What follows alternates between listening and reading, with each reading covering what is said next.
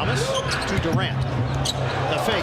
The second. Oh! Ankle breaker! Kevin Durant officially made the worst move in NBA history. Kevin Durant is moving across the country more than a traveling circus. KD is always in the news. He's KD. The latest news on him, you know it. He was traded to the Phoenix Suns. Now, that's a situation in and of itself, and we can touch on that. But how did he get there? How did he get where he was before? And in all the moves he's made in his career, did he make the absolute worst move in NBA history already? Well, I'll let you know. But before we dive into that, like the video and subscribe to the channel. You want to be in the know? Well, I'll keep you in the know. Now let's get to it. So, you may be wondering, what is this terrible move that KD made? Or maybe you have a sneaking suspicion what it is, but you aren't sure why. So, let me break it down, because it's interesting how it all unfolded. So, Durant started his career in Seattle, back when Seattle actually had a team. The team moved to OKC and became the Thunder. And then Durant began to flourish like a desert rose in the Oklahoma desert climate. In his first 7 years in the league, he had 4 scoring titles. In his second year, the team drafted Russell Westbrook. In his third year, the team drafted James Harden. This core grew together and played amazingly together, but they couldn't quite get a championship.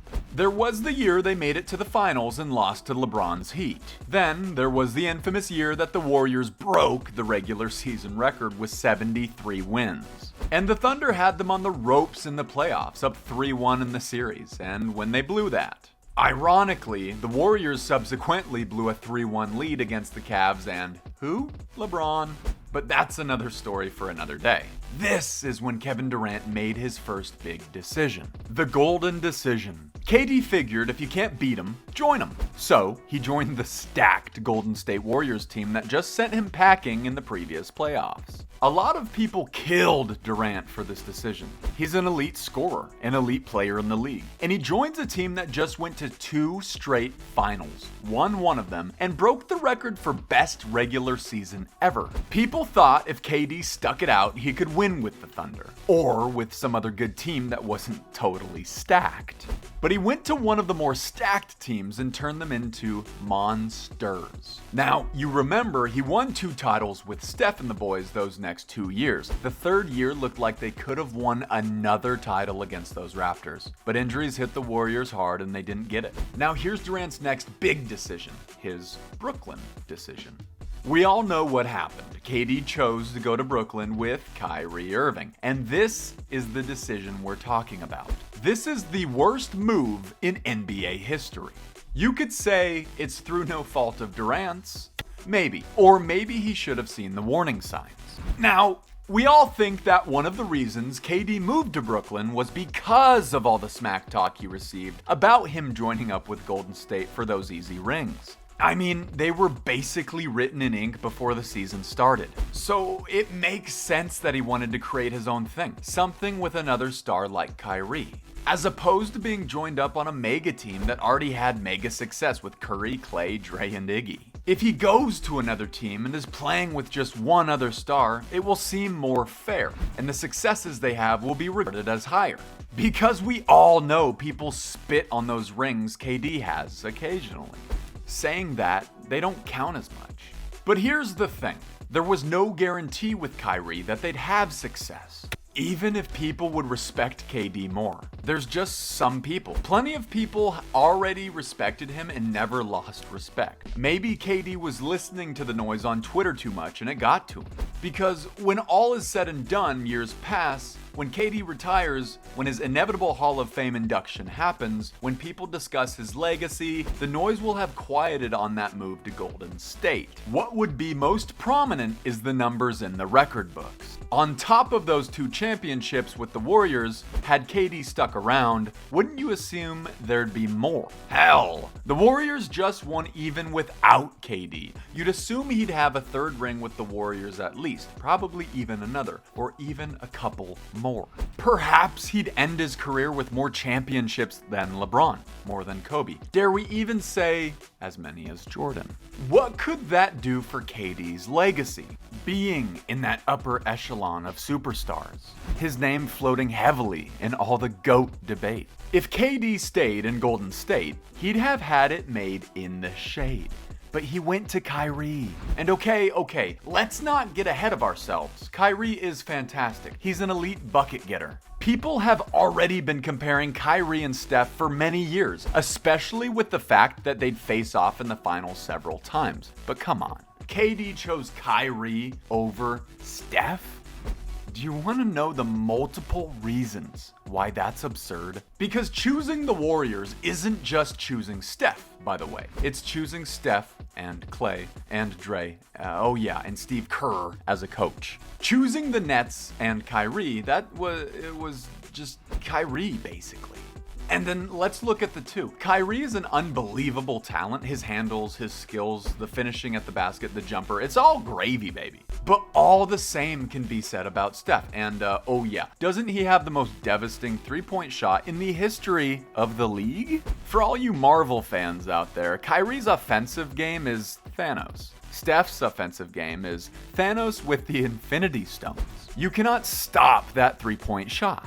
And then, if you get past that Golden State is a better team, even if you get past the fact that Steph is better than Kyrie, or maybe you disagree and I guess that's fine, just think of the reliability. Steph, does it get more reliable than that guy? You always know where he's going to be. You always know he's 100% in the game. You don't have to worry about any outside noise. The noisiest it gets from Steph's outside world is his wife's cooking show, and I think that's just delightful. With Kyrie, oh boy, do we even have time for this? Do we need a whole nother video? I mean, with Kyrie, there's a lot going on, and you're not sure you can rely on him to be there. He forced his way out of Cleveland even when the team was amazing and going to the finals every year. Then he didn't want to stick around in Boston. Those signs should have been more clear to Kevin Durant. Let people show you who they are. And Kyrie is just showing us he doesn't like to stay put. But then you think, maybe they'll put it all together in Brooklyn, right?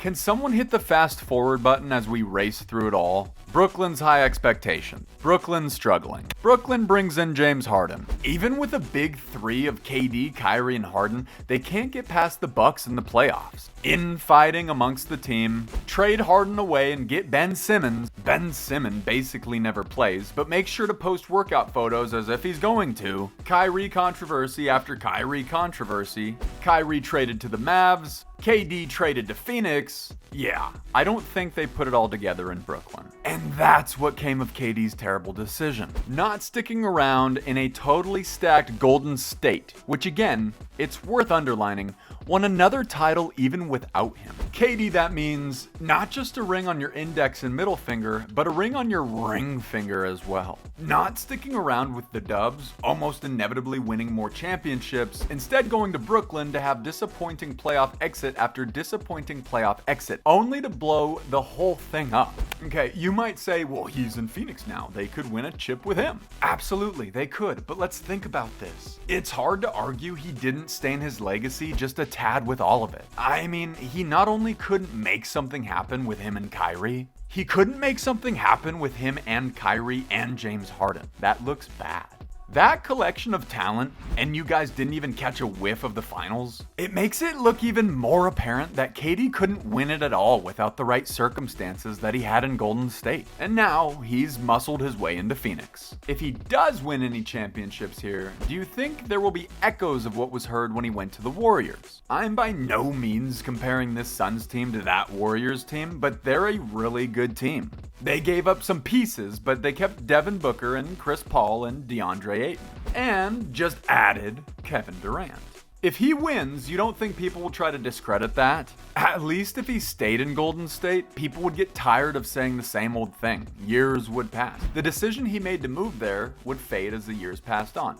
The Kyrie controversies would have diverted our attention from KD's decision anyway, and he'd get respect for being a dominant player on a dominant team while staying loyal. But for now, Durant is back in the desert, back where he started winning all those scoring titles. Maybe it's a different desert, but I don't know, maybe the dry air does something for his health. Something for his psyche, good for the skin. I don't know. I'm just throwing out ideas. I hope for KD's sake that he can win in Phoenix, and I hope the noise isn't too loud for him. But it's already getting loud. Only winning in Golden State with a stacked team, but once he was there, why not stick around? Nope, heads off to Brooklyn to be a part of the biggest disaster in NBA history and then watch the whole thing blow up. What do you think? Was this truly the worst decision an NBA player has ever made? I mean, come on. What decision is worse than that one? The Portland Trailblazers passing on Jordan? Other than that, I can't think of any. Let me know in the comments if you have a different take. And again, do not forget to like and subscribe. I'm on high alert over here, and I'll let you know all the updates and interesting info. So you've got to subscribe. But for now, keep calm and dribble on.